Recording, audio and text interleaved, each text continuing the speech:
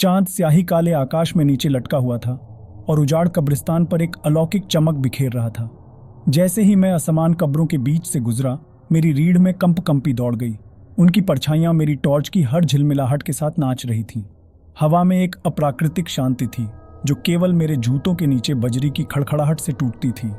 मैं एक मायावी किंवदंती, साइलेंट व्हिस्परर का मकबरा की तलाश में इस कब्रिस्तान में गया था।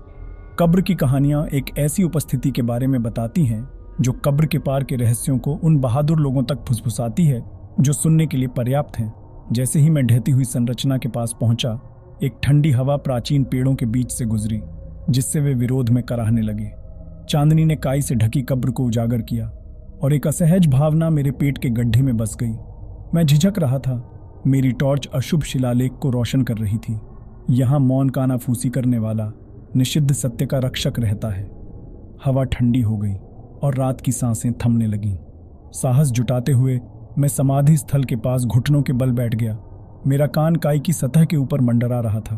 कहानियां एक अनुष्ठान की बात करती हैं। रात के अंधेरे में एक फुसफुसाता हुआ प्रश्न और मूक कानाफूसी करने वाला व्यक्ति परे के दायरे से उत्तर प्रकट करेगा। अपनी आवाज में कांपते हुए मैं फुसफुसाया, तुम क्या रहस्य छुपाते हो, साइलेंट व्हिस्परर? हवा मेरे शब्दों को उड़ा ले गई और पीछे रह गई केवल खामोशी। एक क्षण के लिए मेरे मन में संदेह घर कर गया। क्या यह स्थानीय लोगों द्वारा जिज्ञासुओं को डराने के लिए रची गई एक भयानक कहानी मात्र थी? जैसे ही मैंने जाने का विचार मन में उठाया, एक धीमी सी फुसफुसाहट हवा में फैल गई।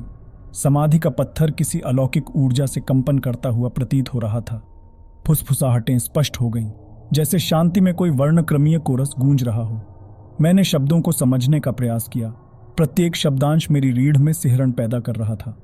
फुसफुसाहटों से भूले हुए पापों, प्राचीन पछतावे और लंबे समय से दिवंगत लोगों की गहरी इच्छाओं का पता चला। रहस्योद्घाटन होते ही मेरा दिल तेजी से धड़कने लगा और कब्रिस्तान मेरी हर गतिविधि को देख रही अनदेखी आंखों से जीवंत हो उठा।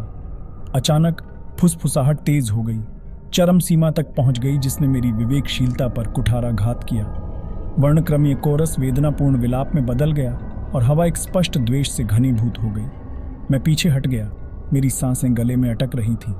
साइलेंट व्हिस्परर ने मेरे अपने रहस्यों की गहराई में जाकर जितना मैंने सोचा था उससे कहीं अधिक साझा किया था। मेरे दिमाग में आवाजें तेज हो गईं और कब्रिस्तान में गूंजने वाली वर्णक्रमीय सिम्फनी के साथ विलीन हो गईं। हताशा ने मुझ पर कब्जा कर लिया और मैं लड़खड़ाते हुए पीछे की ओर चला गया। मेरी टॉर्च अंधेरे में टिमटिमा रही थी। एक बार स्वागत करने वाला चांद अब लंबी अशुभ छायाएं डाल रहा है जो मेरी आत्मा के लिए भूखे दर्शकों की तरह मुड़ और टेढ़ी मेढ़ी हो गई है। घबराहट में मैं कब्रिस्तान से भाग गया। भूत या फुसफुसाहट प्रतिशोध की गूंज की तरह मेरा पीछा कर रही थी। ऐसा लग रहा था कि रात लंबी हो रही है, आतंक के अनंत काल तक फैल रही है।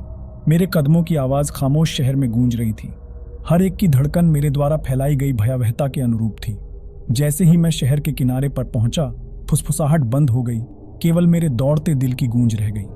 दूरी पर कब्रिस्तान था, एक ऐसा वर्णक्रमीय क्षेत्र जिसे मैंने परेशान करने का साहस किया था।